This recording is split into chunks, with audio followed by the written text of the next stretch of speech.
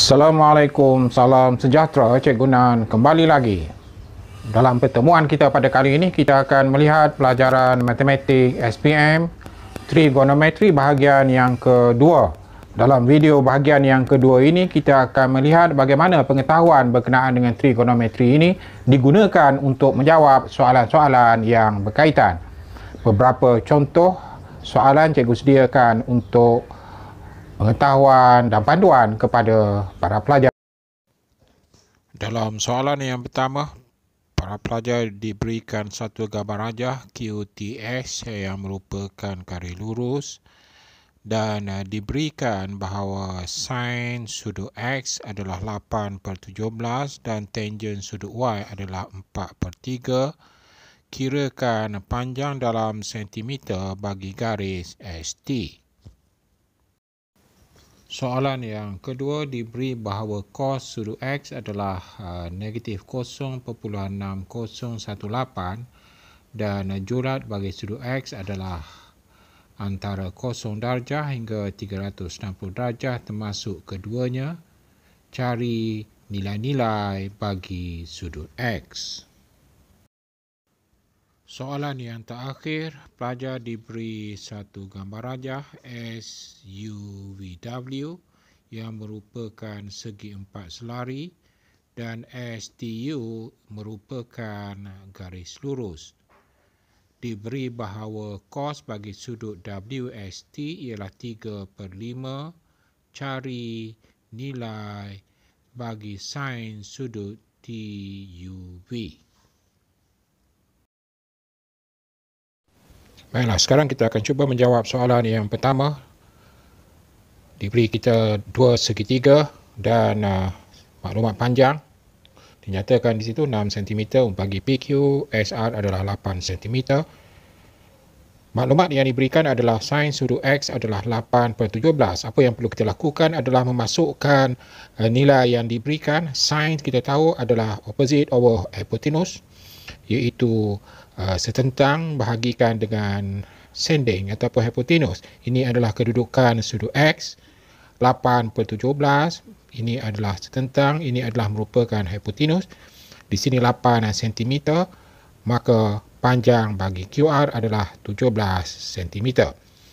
Tangen bagi sudut Y adalah 4/3. Ini adalah sudut Y. Tangen adalah opposite over adjacent ataupun setentang bahagikan dengan sebelah. Dan kalau kita perhatikan di situ, tangen bagi sudut Y adalah 4/3. Dan kalau kita merujuk pada gambar rajah, dia adalah PT perkan dengan 6.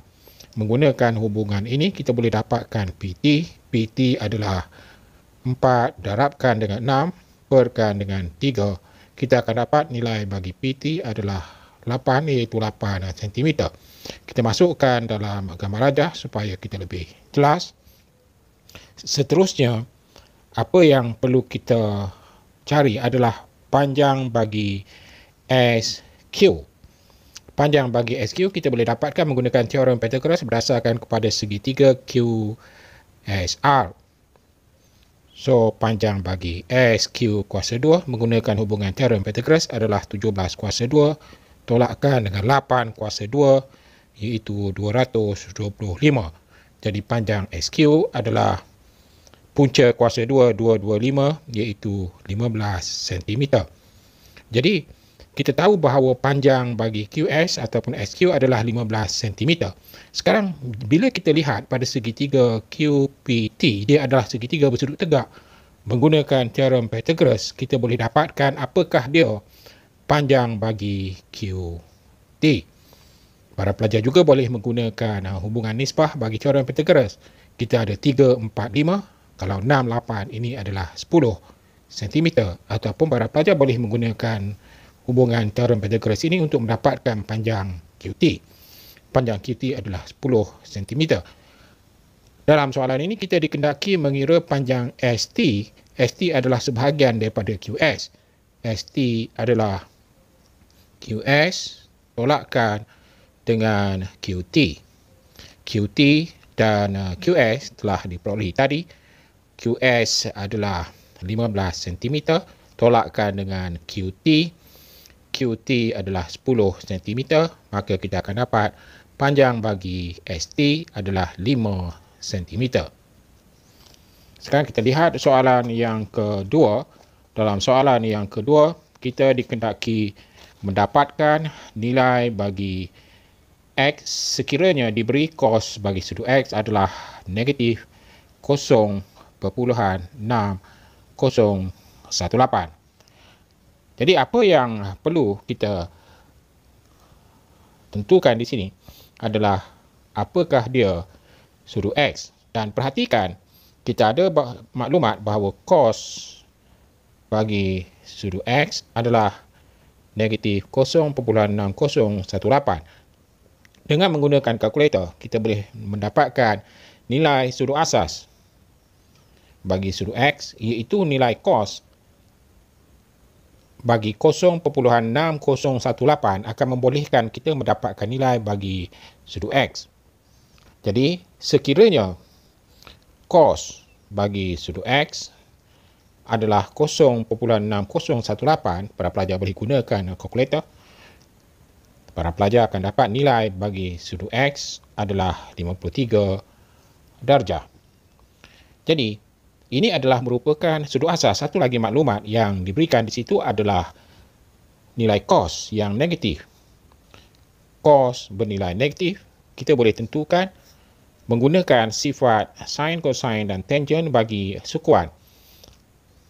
Para pelajar perlu ingat bahawa pada sukuan yang pertama, semua sin, cos dan tangent adalah positif, sementara sukuan yang kedua, sin yang positif, cosine dan tangent dan bernilai negatif. Sukuan yang ketiga, tangent yang positif, sementara sukuan yang keempat, cosinus yang positif, yang lain adalah negatif. Jadi dalam kes ini, cos yang bernilai negatif adalah pada sukuan yang kedua dan sukuan yang ketiga. So, ini adalah kedudukan sudut asas 53 darjah tadi. Jadi, sudut ini bernilai 53 darjah, sudut ini juga bernilai 53 darjah. Jadi, sudut yang dimaksudkan yang mempunyai nilai cosnya negatif 0.6018 adalah sudut ini. Dan juga satu lagi adalah sudut ini pada sukuan yang ketiga. Jadi, nilai sudut X adalah sudut pada sukuan yang kedua adalah 180 darjah, tolakkan dengan sudut asas 53, dan nanti kita akan dapat nilainya adalah 127 darjah. Ataupun pada sukuan yang ketiga, sudutnya adalah di sini 180 tambahkan dengan 53. So, hasilnya kita akan dapat adalah 233 darjah. Maka nilai bagi sudut X adalah 127 darjah dan 233 darjah. Baiklah, sekarang kita tengok soalan yang terakhir. Kita diberikan suatu parallelogram ataupun segi empat selari, dan maklumat yang diberikan kepada kita adalah cos bagi sudut WST adalah 3/5. Sama juga kita masukkan maklumat sudut WST adalah sudut ini. Diberi bahawa cosnya adalah 3/5, cos adalah sebelahan perkan dengan hipotenus. Dan apa yang kita masukkan di sini bukanlah merupakan panjang sebenar, tapi merupakan nisbah. Jadi kalau di sini 3 bahagian, di sini 5 bahagian, menggunakan teorem Pythagoras, nilai bagi panjang WT dari segi nisbahnya adalah 4, menggunakan teorem Pythagoras 3, 4, 5, ataupun gunakan hubungan teorem Pythagoras untuk mendapatkan panjang WT. Dan dalam soalan ini, kita dikehendaki mendapatkan nilai bagi sin sudut TUV, iaitu sudut ini. Perhatikan bahawa sudut ini dan ini adalah saling melengkapi antara satu sama lain. Dalam arti kata lain bahawa ini adalah merupakan sudut di mana sudut asasnya adalah sama dengan sudut ini. Sebab ini adalah merupakan segi empat selari. Jadi sekiranya kita hendak mendapatkan nilai bagi sin sudut TUV, dia adalah merupakan nilai sin bagi sudut asasnya bernilai ini pada sukuan yang kedua. nilai sin pada sukuan yang kedua adalah negatif, maka dia adalah sama dengan negatif sin bagi sudut WST. Jadi kita hanya perlu mencari apakah dia nilai bagi sin bagi sudut WST tanpa perlu kita mencari apakah dia nilai sudut ini, kerana sudut ini, sudut asasnya adalah sama dengan sudut ini. Jadi kita terus perhatikan pada sudut WST, nilai sinnya adalah setentang bahagikan dengan hipotenus, iaitu 4/5. Sudut pada sukuan yang kedua adalah negatif, maka nilai sin bagi sudut TUV adalah negatif 4/5.